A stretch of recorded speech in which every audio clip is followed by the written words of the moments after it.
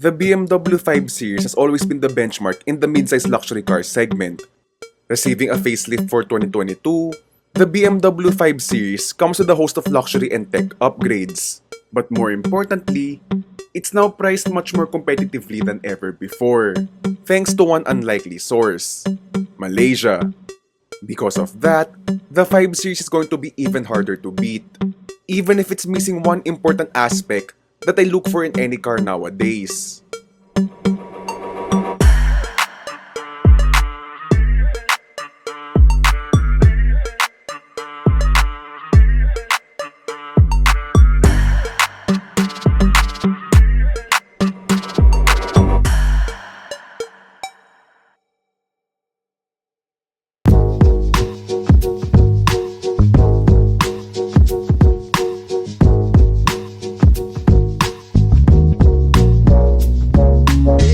Let's start with how the new BMW 5 Series looks. New for 2022 are revised front and rear fascias. And starting with the front, these are characterized by its new LED headlights, slightly enlarged kidney grille, which thankfully haven't metastasized yet into lungs, and new front bumpers across all variants. There are also new alloy wheel designs. And then as we move towards the rear, there's a new set of LED taillights and the revised rear bumper. Overall, the new 5 Series still manages to retain the classic BMW proportions, which means it looks great and timeless without the obnoxiousness of its newer models with giant grills. Beauty is of course very subjective, but I just can't help but be amazed by this 530i M Sport variant that we have here. Oh, and here's the 520i Luxury Line variant, which looks more stately rather than sporty. It gets 18-inch alloy wheels instead of the 19 inches of this M Sport model, along with a more elegant rather than assertive face.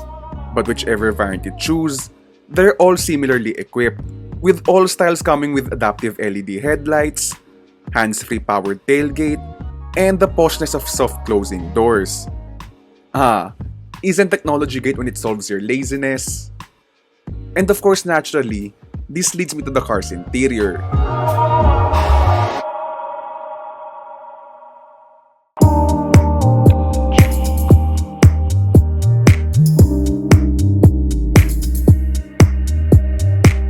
There are basically two variants that you are able to choose nga, diba? Which is the 520i Luxury Line or the 530i M Sport, which we're in currently right now.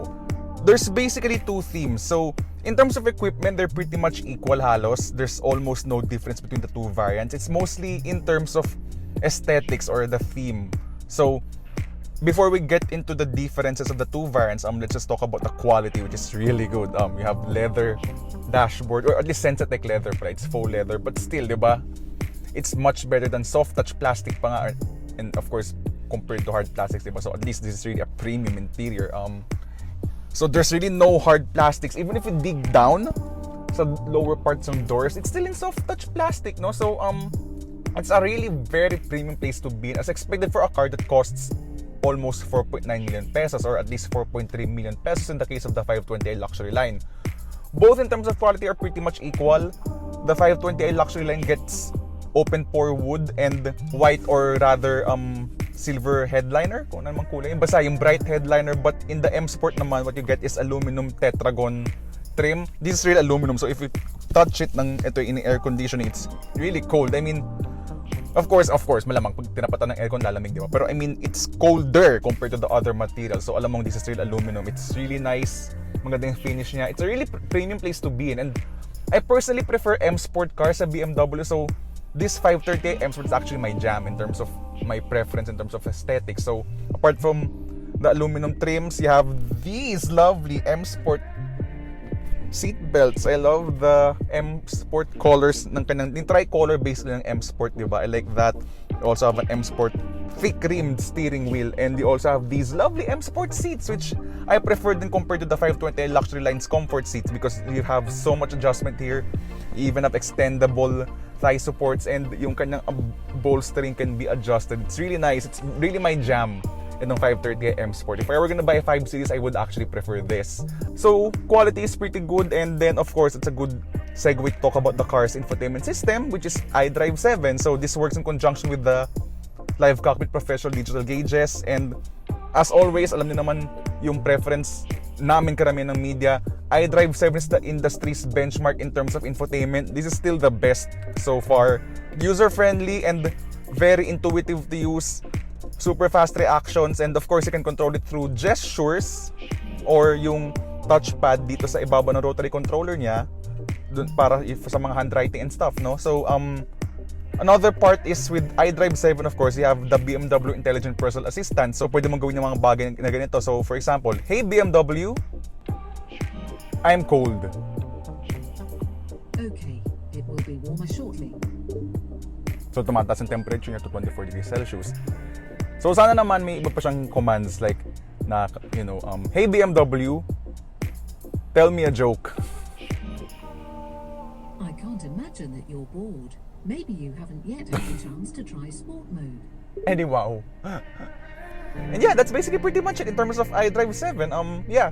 Lovely interior. This is one of my favorite interiors pa rin in the luxury mid-size sedan segment. I love, of course, din yung kanyang hard buttons. It's still one of the few interiors to have hard buttons pa rin, no? For the aircon and stuff. And it's really intuitive. I like BMW's ergonomics, by the way. So yeah, that's pretty much it in terms of the interior of the BMW 5 Series. So this is a good time for me to talk about the car's practicality then. So if you're gonna buy a BMW 5 Series, I'm pretty sure, syempre, you're also considering that you have a family. Yun nga lang, as I mentioned in my other videos, wala akong pamilya. But again, I do have friends which I consider as family, di ba? Pag hindi ka umagri, bababa ka sa kotse nito. Hindi ka pwede Anyhow, so what I have here is Tommy. Isa siyang 5'11", right? 5'11" dude, also the same height as me more or less, 5'11", and yeah, as you're gonna see, this is a 5 Series, which means this is a big car, or at least a mid-sized car. So as expected, you have good amounts of legroom, and you also have good amounts of headroom. Yun nga lang, though this car is wide and it can really accommodate 3 people, you have this large center tunnel kasi this is a rear-wheel drive car. So that's gonna be your challenge nga lang. So yes, you may be actually able to fit 3 adults here at the back, but your main challenge would be to fit someone in the middle kasi yun nga because of the transmission tunnel. But yeah, that's about it in terms of space. In terms of amenities, you also have rear sunshades, you have 2-zone rear climate control, you also have 2 USB-C ports, and you also have a powered rear sunshade sa likod. And of course, you have the top photos as expected from a 4.9 million peso car, di ba? And that's also what you would find in the 520i luxury line variant. So that's not something that's limited to this M Sport model. And yeah, that's actually pretty much it in terms of rear seat space. And then moving towards the trunk, you are offered with 530 liters of space, which is actually on par with the rest of the competition. And as with every BMW, you don't get a spare tire in lieu of those run-flat tires. As mentioned a while ago, the BMW 5 Series is available in 520i Luxury Line or 530i M Sport, both of which use a 2-liter turbocharged gasoline engine in different states of tune. But regardless of which variant you're choosing, both come with an 8-speed automatic transmission driving the rear wheels. And so with that said, how does the BMW 5 Series perform on the road? So now that we're driving the new BMW 530i and being the M Sport, I think it's best to start off with this car here in twisty roads, no? So compared to the BMW 520i luxury line, itong M Sport, apart from the aesthetic upgrades niya, which makes the car look sportier, this will also have sportier handling, no? So one of the upgrades to the 530i M Sport is the fact that this car is riding on 19-inch wheels with Bridgestone Turanzas. And then of course yung kanyang powertrain nga, which is now a 530i instead of a 520i. Syempre, you expect more power out of it. So I've driven the 520i luxury line paakit ng Baguio, and that car actually felt pretty okay, sa totoo lang. I never felt it was underpowered or anything. But here,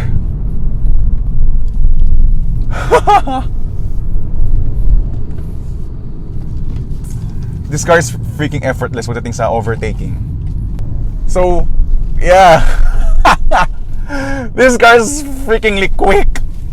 Ito sa mga twisties na to. Let's go. So yeah, on a handling perspective, because this car is riding on M Sport suspension, the result of that is this car has less body roll compared to the 520i luxury line. Though, again, from the get-go, the 5 Series is already fundamentally a sporty, mid-size luxury sedan. And the 530i M Sport actually makes that even sportier, no? So, on a handling perspective, this is even better. Though, apart from the M Sport suspension and those 19-inch wheels, there are actually no other upgrades in terms of yung kanyang handling whatsoever. So, this doesn't have adaptive suspension or whatsoever. It's just lowered stiffened M Sport suspension. Steering is wonderfully good. For an electric power steering, maganda yung feel niya. Okay, not as much feedback compared to past BMW steerings, pero everyone's going to the electric power steering route din naman so wala tayong magagawa dyan. Though Porsche's electric power steerings terms of feel mas maganda syempre compared sa BM. But yeah, I mean, as far as electric power steering goes, maganda tong nasa BMW 5 Series. Better pa compared to the Maserati Ghibli, which has an inconsistent steering feel, though that car's responsive din in terms of steering feel. But the 530i, the 5 Series has better steering feels na totoo lang compared to the Maserati Ghibli. And the 8-speed automatic that's in this car. So I'm using the paddle shifters as I use this car in sport mode, and the ZF 8-speed talaga is really one of the best transmissions in the industry, or actually not one of, I think it really is the best.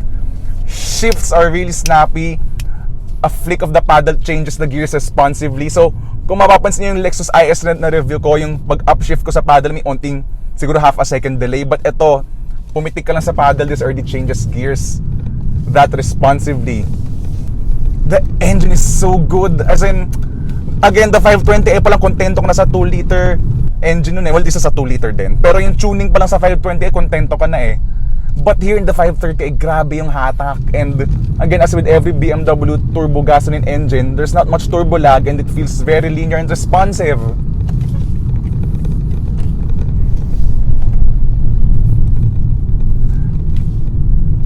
Kaya, though this is a 2-liter instead of a 3-liter as the 530 I would normally denote, the engine just feels like a naturally aspirated big engine pa rin that just so happens has a lot of torque, super meaty torque band. Kaya, throughout the rev range, there's so much pull, there's so much torque. And this is also the same case with the 520i luxury line din Though nga lang, syempre, since that has less power and torque, just expect that car to be, syempre, a bit slower. But, you know what, most people will be content sa 520i luxury line Yeah, with this much power and such good handling, you can't ask for more, dude. It's really good.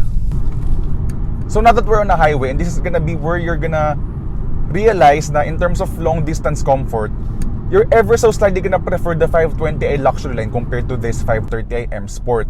So okay, fundamentally, the 530i M Sport feels relaxing to drive naman, as in like every BMW, it feels relaxing to drive out on a highway. The sound insulation and refinements top notch as expected from a German car, kasi syempre cars like these are subjected to the Autobahn. So syempre ang takbo dun sa expressway sa Germany are really fast, kasi nga most of the Autobahn doesn't have speed limits, only certain sections have speed limits. So basically German cars are engineered to have this degree of solidity and refinement in order to handle those situations. And yeah, that's still the same case with the 5 Series, no? So it's quiet, it's refined, it's very rigid and solid ng katawan niya, parang tangke yung pakiramdam ng katawan niya. But going for the 530i M Sport variant nga lang introduces 2 or 3 drawbacks compared to the 520i luxury line. So one is, dahil nga naka M Sport suspension to, that also affects ride quality. So compared to the 520i luxury line, this rides a bit stiffer. You're gonna feel the road more compared to the 520i, and there's a bit more road noise compared to the 520i luxury line. I mean, not significant differences. You're gonna notice that if you drive the two variants back to back, but still, itong in terms of kanyang tire noise, it's quiet pa rin. Ang tahimik pa rin ng 5 Series. It's very serene, very comfortable.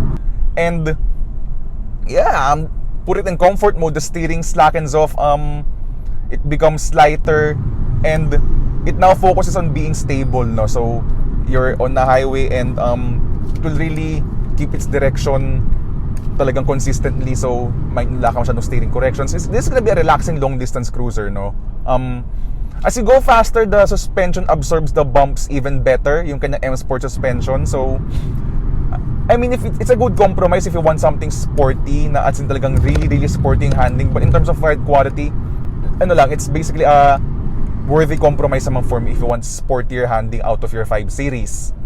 And then, this is gonna be a perfect time as well then to talk about yung kanyang transmission. So kanina we established din yung kanyang ZF8 speed is one of the best in the industry, and that's the reason why a lot of cars are using this transmission. Maserati Ghibli, a host of Jaguar Land Rover vehicles na rear-wheel drive, and also mga Dodge Ram vehicles. Ang ingay naman ng truck na to sa tabi natin. And the transmission just works really well even here out on the highway. So just overtake, just put your foot down, it's gonna give you the correct gear. It's really very telepathic in terms of the gear that it gives. Talagang alam niya kung ano yung gear na gusto mo eh. The appropriate gear that you want, the right situation. It's really the best for me. The ZF8 speed is really the best transmission for me in the industry. And this is gonna be a perfect time then for me to talk about the fuel efficiency of the 530i M Sport. So, you're gonna think syempre na being the 530i, it's significantly or it's noticeably more powerful than the 520i. You're gonna think na it's gonna be thirstier. Well, it is thirstier, tama naman. I was able to achieve nasa 11 to 12 kilometers per liter with the 520i luxury line. But here, the 530i M Sport, I'm doing 10.5 to 11 kilometers per liter. So, not that much of a fuel economy penalty for more power. So, totoo lang.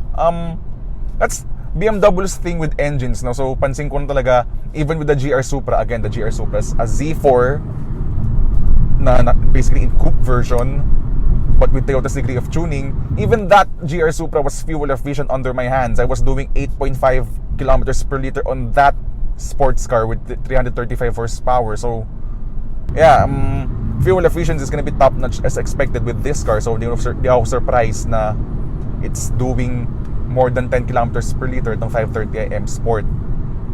Drawbacks, again, driving experience top notch. 5 Series is still my favorite in the segment. Drawback ko lang is driving assistance tech, or actually the lack thereof. So wala ka nung mga stuff like automatic emergency braking, lane departure warning, lane keeping assist, blind spot warning, which basically all of its rivals have to a certain degree. Okay, you have a self-parking feature, the reversing assistance, which I'm gonna be showing you later in this video. Pero yeah, the usual necessities like automatic braking, at radar cruise control, you don't have that stuff here, unfortunately. Yeah, that's actually my main drawback, but everything else, top-notch driving dynamics, top-notch interior quality, and build quality then. It's still one of my favorites, itong BMW 5 Series. Despite the fact that in terms of driving assistance tech, it's actually pretty lacking.